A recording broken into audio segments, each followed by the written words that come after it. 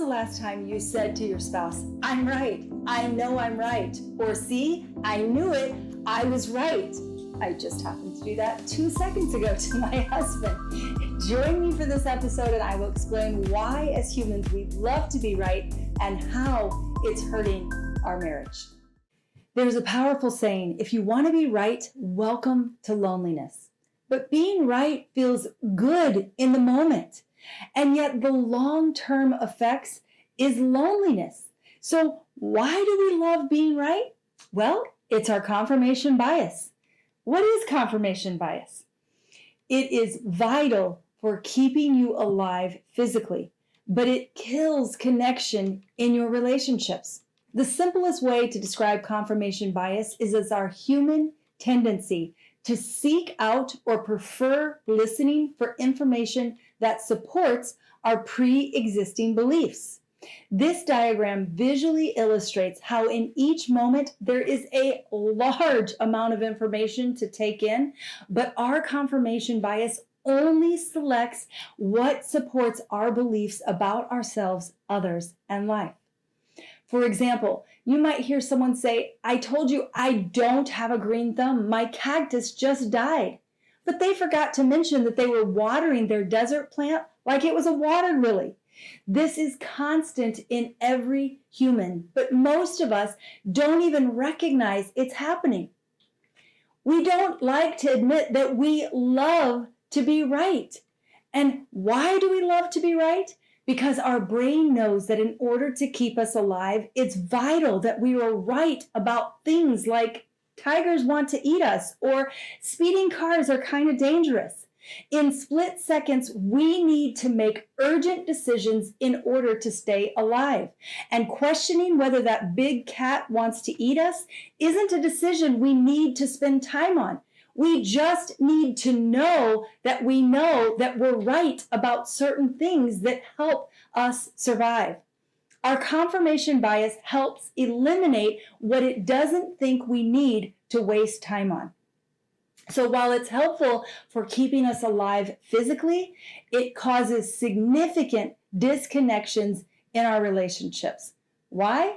Because if you're married and you grew up with a mother who was controlling or a father who was angry a lot, your confirmation bias is listening to your interactions with your spouse and only giving you the information that supports your belief that women are controlling or anger is bad. Both of those were happening in my marriage. My husband constantly accused me of being controlling, and I constantly walked on eggshells around his anger. Now, it doesn't mean that I wasn't controlling sometimes and that he wasn't angry sometimes.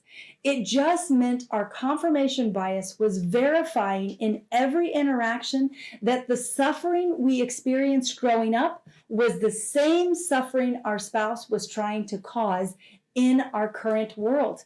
We were recreating our past with each other in each interaction because that's what our confirmation bias does.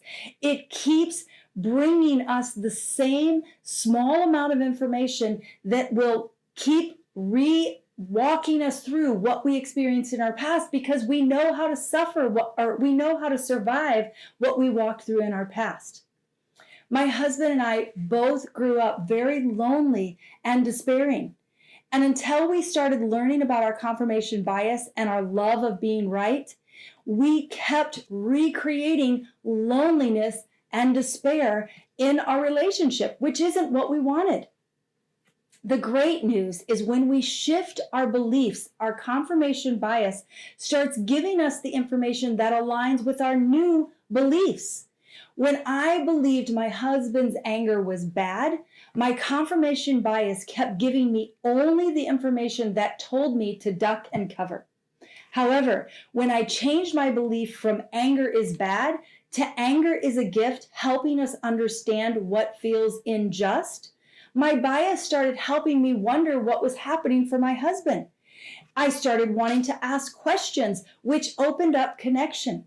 As my husband started feeling heard, his anger started subsiding. I stopped fearing his anger and my loneliness went away. We realized being right wasn't worth feeling lonely. We started paying closer attention to what our confirmation bias was telling us and looked at what we were believing. As we questioned our beliefs, we realized many of our beliefs were very, very limiting and creating a lot of limits in our relationship. As we shifted to beliefs that opened up more possibilities, life became much more abundant and our marriage became much richer. If you want more possibilities in your life or marriage, I invite you to notice what your confirmation bias is listening for and decide if it's leading you towards loneliness or connection. If it's leading you to loneliness, what might be more true than what you're listening for?